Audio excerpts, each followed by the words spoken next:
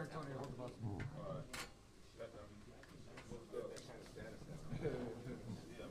On the bus. I'm normally good.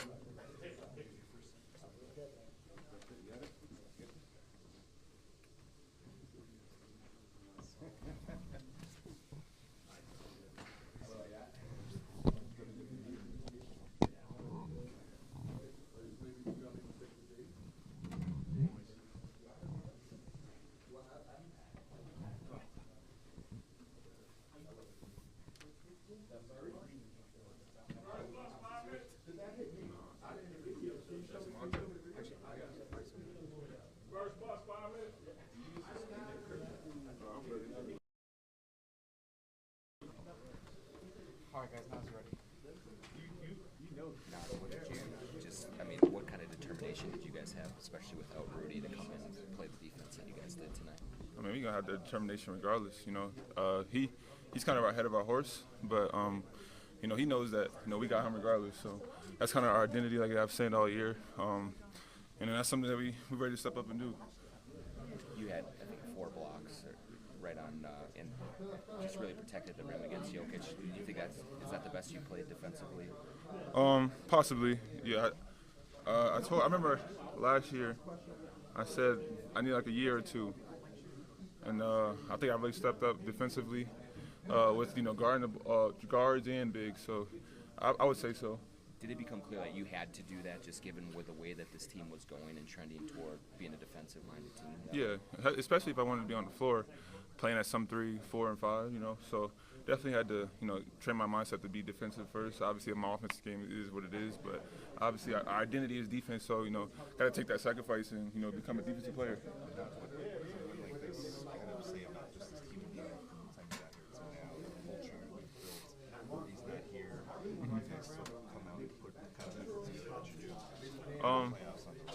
Man, it says a lot. I mean, when I first got here, I wasn't the best, wasn't perfect, but obviously we all humans.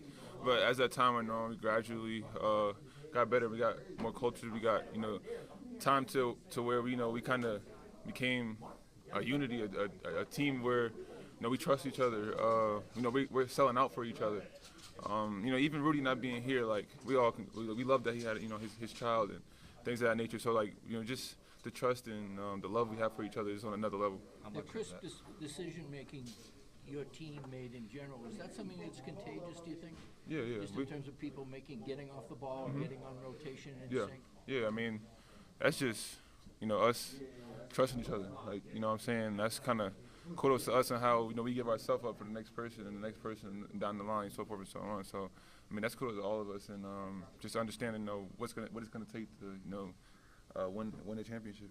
Going off of what you're talking about, growing as a team, how much of that goes into not having a feeling of satisfaction? I mean, you guys could have been satisfied going home with a road split, but that wasn't the case tonight. What goes into a mindset like that? Yeah, man, we all want to win, no matter what it takes. I mean, obviously we want to, obviously we want to sweep, but this is a really good team, and what I'm saying, they're not just gonna roll over. They're a team who's obviously won the championship, so they know what it takes to be up and down. So the game 3 is going to be really important for us. You spoke about Ant's growth after game 1, just haven't seen him from day 1. When he does things tonight, like 3, right. That showmanship on this stage, what level of is he an entertainer beyond a basketball player? His confidence is, I'm pretty sure y'all know, he is who he is. His confidence is crazy. Like you said, he's a basketball player first, then obviously, I don't even think he's an entertainer. Like I said, that's just who he is. I mean, he's a wonderful guy, basketball player. He's always up. He's never down low, and he's always smiling. So that's huge for as a leader to have that. Were you on the floor when that? I was, but I didn't know what happened. I just turned around and I'm dead tired. My son's tired. I got nothing for you. His new baby, so we're happy.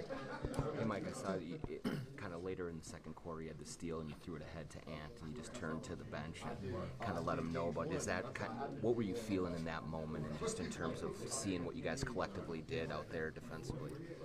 It was that moment was just just a kind of a microcosm of the whole night. We've been being aggressive. We were scrappy. We were getting our hand on loose balls, just making them have to make tough shots. And I got my hand on the ball. Sorry, I got my hand on the ball and was able to get a steal. And I knew Ant was going to dunk it out. Turned around and started yelling before he even dunked it. And I think the bench felt that energy, and that's just who we have to be. And I'm proud of us doing it tonight. How impressed were you with Nas and Nikhil coming off the bench tonight? They gave you huge minutes tonight, defensively and offensively. Definitely impressed, but I'm not surprised. I think that's what they've done for us all year long. We expect them to come out and play, the way that they do. And when they do play that well, we're very, very tough to beat. And just proud that they're able to bounce back and just be who they are. And Nas is playing at a high level right now. Last couple games, so we just need more of it. You said coming into this series you wanted everybody to take it seriously. It might seem like they are. My dog. I've been watching him since I was 14. All right, fellas.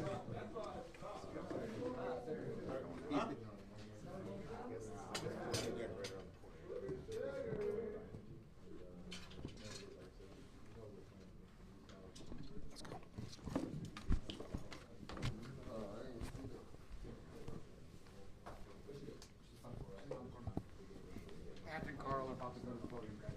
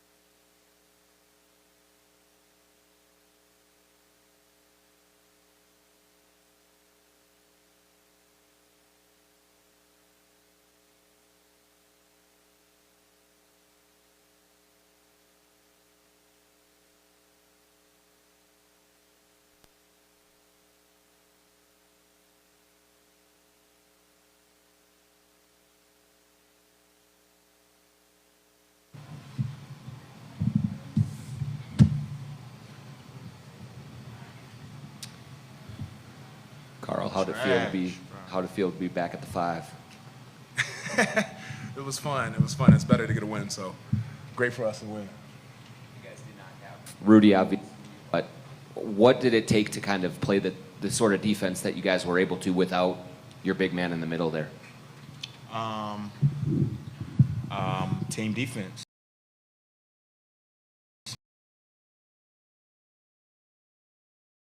Not making us have to double tonight. I mean, they was playing straight up and they played great defense without fouling, so they definitely helped us a lot. You heard that? Yeah, you heard that. Finch was saying this was one of your guys' best games of kind of playing in tandem. Carl started, got the offense going, and kind of in the second half, like picking your spots.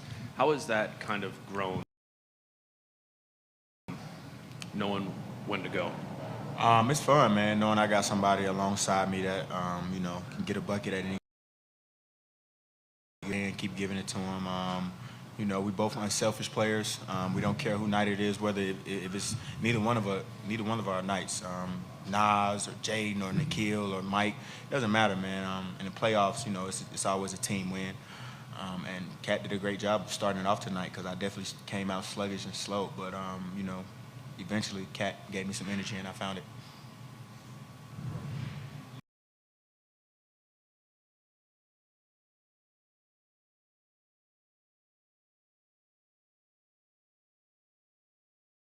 Obviously, in what he did tonight. Yeah, I mean, he's been special. I mean, the Sixth Man of the Year has been special all year, and he's very deserving of that award. You know, just trying to lead by example.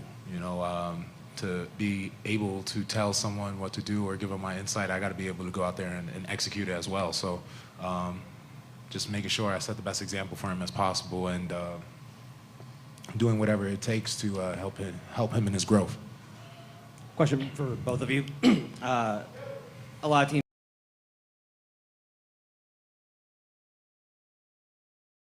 back, and instead you guys came out and just took this from the very start. What is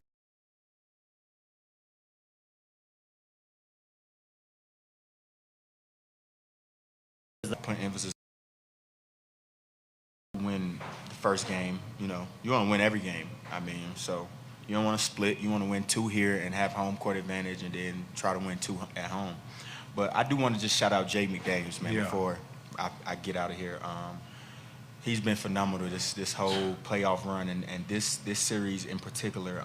I think he's like a plus 51 or something, and only probably had 5 points, took 3 shots in all 2 games, and don't complain, keep guarding, keep picking up full court, and we wouldn't be the team that we are today. We wouldn't have been the team that we was in the regular season, and you know, hopefully we can keep him out there and he keeps playing like that, man, because he's definitely the X factor of the team, and everything that he brings is we thank him so much, man. So big shout out to Jaden for sure. For sure. I got a question for both of you as well. And when you do things 3 and you shrug, or you and 1 and you flex, what does that do for you? And then is it also like kind of dismissing that this is a stage with bigger stakes and more pressure? And then same question for Kat, what does it do for the team when Ant does those type of things? What did it do for me? It definitely gives me energy. But I feel like I've always done that, no matter what stage it's on. If it's in the regular season, the preseason, if I do something nice, I got to let it be known. If I get an N1, I got to flex, make somebody fall, I'm going to point at them. So, you know, and it brings excitement to the game. So hopefully someone tries to like come back and score on me or something like that. So that's why I do it.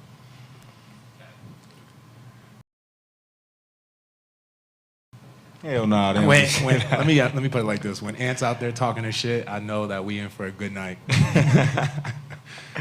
And Chris was in here earlier talking about how you guys really smelled blood in the water a little bit with the way you guys were defending. What do you think this team is learning about developing a killer instinct right now? I think we're doing a great job of just trying to just pick them up early, like put pressure on everybody, pressure the ball, pressure the passer. Don't let it. Cat do a great job of just pressuring the entry pass. Don't let it be easy. Nas fronting, Cal fronting, trying to get our hands on everything, touching, pushing, being physical. I think that leads to the defensive plays that we make. And like I said, man, once again, Jaden was everywhere tonight. steals, deflections, blocks, rebounds. He was everywhere tonight, man. So, you know, he plays a major role in all of those defensive efforts that we have out there. For both of you, what was your perspective when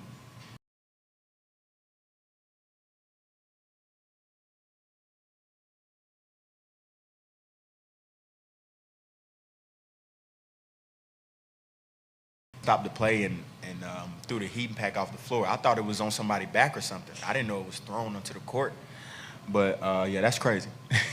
No, I saw it. I just was more worried about making the layup. I ain't gonna lie to you. For either you guys or both, a lot of people who had Finch's surgery would have just sat on the couch for a week. But what did it mean to you guys that he came and kind of probably pushed through a lot of pain to make this trip? I mean, it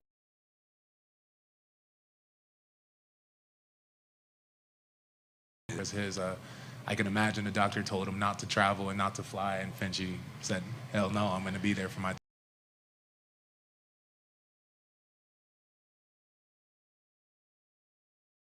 Troops are willing to fight just as hard for him. That's a perfect answer. Kat, years and years ago when you came into this league, your offensive talent, but for your defense and the promise that everyone thought you had, does it feel good to be getting in and showing your capabilities again and not, you know, just being viewed as the stat stuffer and the big offensive player that you were?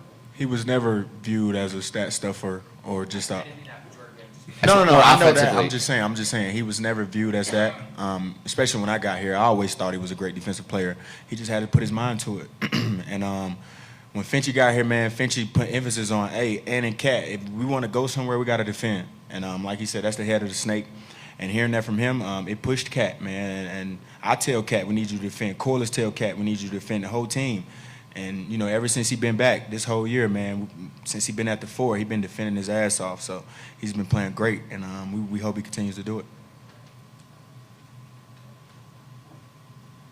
This is for both of you guys. What's the message to the fans in Minnesota now that you're going back 2-0 now, going home, got the crowd at Target Center? Just talk about what that means for you guys and what it means for this fan base. I mean, for us, I think the message we want to send is that, you know, we're extremely honored and blessed that we have this opportunity to go home up 2-0.